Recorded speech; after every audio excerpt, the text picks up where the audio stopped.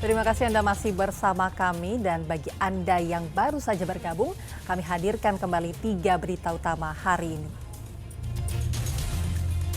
Gempa berkekuatan 6,2 skala Richter mengguncang Garut. Warga dan pasien rumah sakit berhamburan menyelamatkan diri. Isak tangis mewarnai pemakaman korban yang jasadnya ditemukan dalam koper di Cikarang, Kabupaten Bekasi.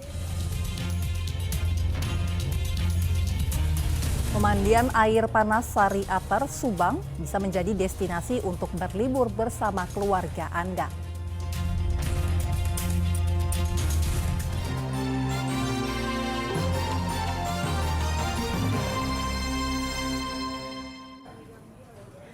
Pemakaman korban pembunuhan yang jasadnya ditemukan dalam koper di Cikarang, Kabupaten Bekasi berlangsung penuh haru. Keluarga berharap polisi segera mengungkap dan menangkap pelaku. Duka tumpah di pemakaman Rancalili, Kota Bandung. Isak tangis keluarga mengiringi pemakaman RM, korban yang jasadnya ditemukan dalam koper di daerah Cikarang, Kabupaten Bekasi. Dua anak korban tidak kuat melepas ibu mereka, apalagi korban meninggal secara keji. Pihak keluarga mengaku mengetahui kematian korban dari media sosial. Sebelumnya anak korban memberitahukan bila ibu mereka tak kunjung pulang hingga pukul 11 malam. Pihak keluarga berharap polisi segera mengungkap dan menangkap pelaku. Karena anaknya ngehubungin saya, ibunya tuh belum pulang. Dari situ saya coba ke rumahnya, nungguin di sana sampai subuh, nggak ada kabar juga sampai siang hari Kamis. Nah dari situ saya langsung ke kantornya almarhum buat cari info juga gitu, sama-sama cari info karena orang kantornya pun sama nyariin gitu. Sementara pihak Polrestabes Bandung siap membantu Polres Metro Bekasi untuk mengungkap pelaku pembunuhan keji ini. Korban RM merupakan warga perumahan Riung Bandung di Kecamatan Rancasari. Korban tinggal bersama dua anaknya dan sehari-hari bekerja sebagai karyawan swasta. Korban juga sedang dalam proses cerai dengan suaminya. Berdasarkan keterangan dan berdasarkan informasi yang kami dapat, korban ini bekerja di swasta di daerah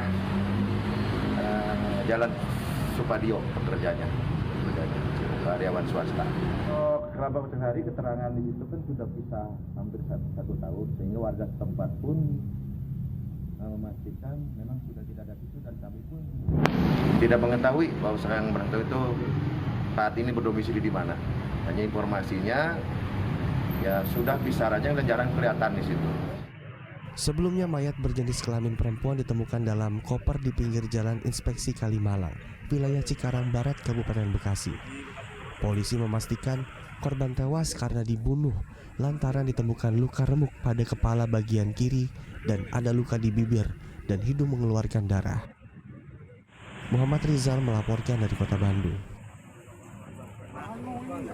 Gempa dengan magnitudo 6,2 skala Richter mengguncang wilayah Garut Sabtu malam. Selain merusak bangunan, gempa juga menyebabkan sejumlah warga terluka karena tertimpa genting rumah dan terjatuh saat menyelamatkan diri.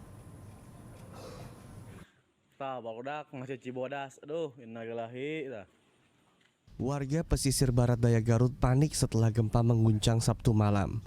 Wilayah ini memang berada dekat dengan pusat gempa.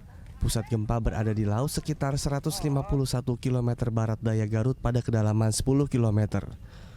Kuatnya goncangan menyebabkan tembok rumah warga roboh.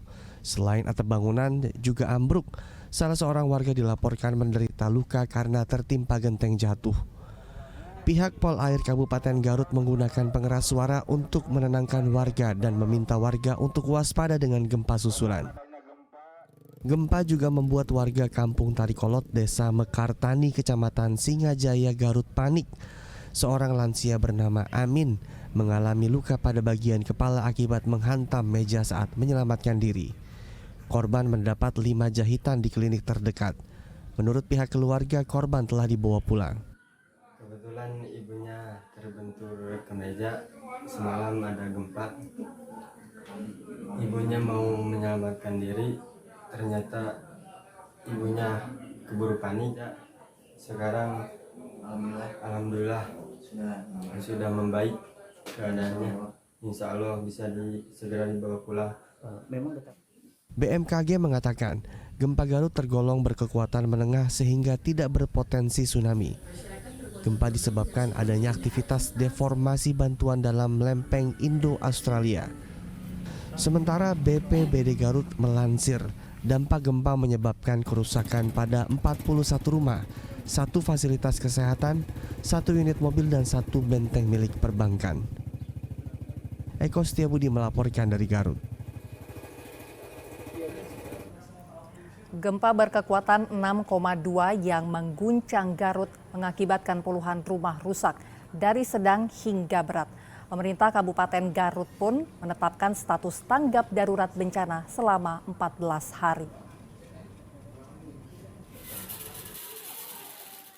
Gempa Garut menyebabkan 41 rumah rusak. Salah satu rumah yang rusak bahkan ambruk pada atap dan bagian depan terpantau di Desa Mekartani, Kecamatan Singajaya, Kabupaten Garut. Beruntung seluruh pemilik rumah selamat karena langsung berlarian keluar rumah saat gempa mengguncang. Lihat di dalam ada retakan sedikit. Gak ada korban jiwa? Gak ada. Semalam ada anak-anak yang tidur 5 orang, tapi alhamdulillah nggak kenapa. Pemerintah Kabupaten Garut menetapkan status tanggap darurat bencana selama 14 hari. Sebanyak 41 rumah yang rusak, tersebar di 15 kecamatan dengan korban luka 4 orang. Kerusakan paling parah terdapat di Kecamatan Garut Kota dan Sucina Raja. Tidak hanya rumah, kerusakan juga terjadi pada tempat ibadah, sekolah dan rumah sakit. Kita inventarisasi sekitar 41 rumah. Ini yang baru terinventarisir ya. Kemudian hari ini juga bertambah karena belum didapat kemarin. Kemudian 1 fasilitas pendidikan, 1 fasilitas kesehatan. Kemudian ada beberapa, jadi ada 15 wilayah lah, kurang lebih ada 15 wilayah yang memang terjadi kerusakan. Kemudian ada 4 orang terluka. Gempa magnitudo 6,2 skala Richter mengguncang Garut pada Sabtu malam. Gempa tidak berpotensi tsunami. Eko Setiabudi melaporkan dari Garut. Sementara itu gempa yang mengguncang Garut terasa sampai ke Sumedang dan Sukabumi. Beberapa pasien, pegawai, dan keluarga pasien yang berada di rumah sakit berusaha keluar dari ruangan karena takut bangunan ambruk.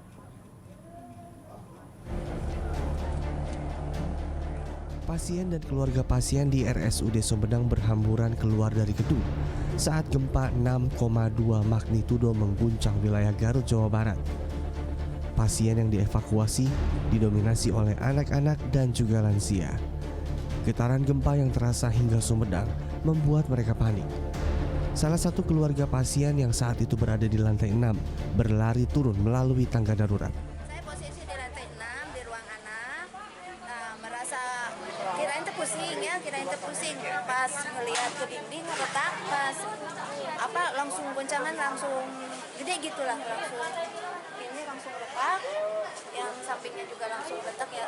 Terus saya bawa anak-anak lari, saya bawa turun gitu ya kan. Hingga Minggu pukul 2 pagi, pasien dan keluarga pasien masih berada di luar gedung rumah sakit. Pasien untuk sementara akan dirawat di tenda darurat yang akan didirikan di halaman rumah sakit sambil menunggu asesmen dari pihak terkait. Getaran gempa juga terasa hingga kota Sukabumi. Hal itu membuat pasien, pegawai, dan keluarga pasien di RSUD R. Syamsuddin berhamburan keluar ruangan karena khawatir bangunan ambruk. Mereka yang berada di lantai atas gedung berusaha menyelamatkan diri. BPBD Kabupaten Sukabumi kini masih melakukan asesmen terkait dampak dari gempa. Agun Gunawan melaporkan dari Sumedang dan Asep Didi melaporkan dari kota Sukabumi. Kita beralih ke informasi lainnya. Saya akan ajak Anda berendam di kolam air panas Sariater, Subang. Kolam pemandian air panas itu tetap ramai pengunjung meski pada malam hari karena dipercaya dapat menyembuhkan penyakit kulit.